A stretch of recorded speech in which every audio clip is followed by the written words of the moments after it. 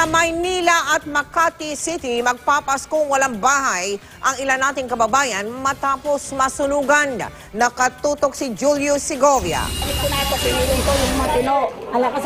Walang naisalbang gamit si Loretta matapos madamay sa sunog ang inuupahang kwarto sa Barangay Pembo, Makati kaninang umaga. Pati mga paninda niyang balot, hindi na rin maibebenta. Salamat po kami sa Panginoon Diyos na hindi kami nasunog. Sa cellphone videong ito, kita ang paglabas ng usok mula sa bubong ng nasusunog na bahay. Hinala ng mga nasunugan. Sa may kwarto nagmula ang apoy. Kahoy raw kasi ang panggatong nito sa pagluluto.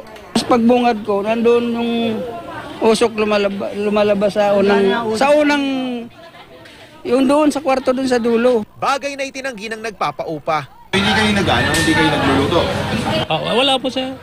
Ano sabi nila, nagluluto yata? Ay wala, nasa labas ako sir, nakakandado nga eh. Buti na lang, may firewall kaya hindi na lumaki ang sunog. Dikit-dikit pa naman ang mga bahay sa lugar. Inaalam na ng mga bumbero ang pinagmula ng apoy.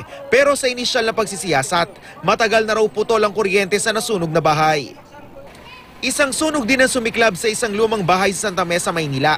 Maswerte na walang nasaktan. Pero palaisipan kung paano magdaraos ang Noche Buena ang pamilya. Mga trials siya ni Lord, kaya accept natin all the trials.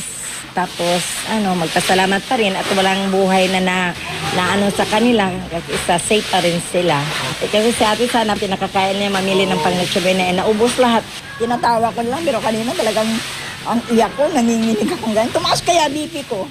May paalala naman ng Bureau of Fire Protection na naka-heightened alert ngayong Kapaskuhan. Bago po matulog, tatanggalin po yung mga nakasaksak po na kagaya po ng mga Christmas lights.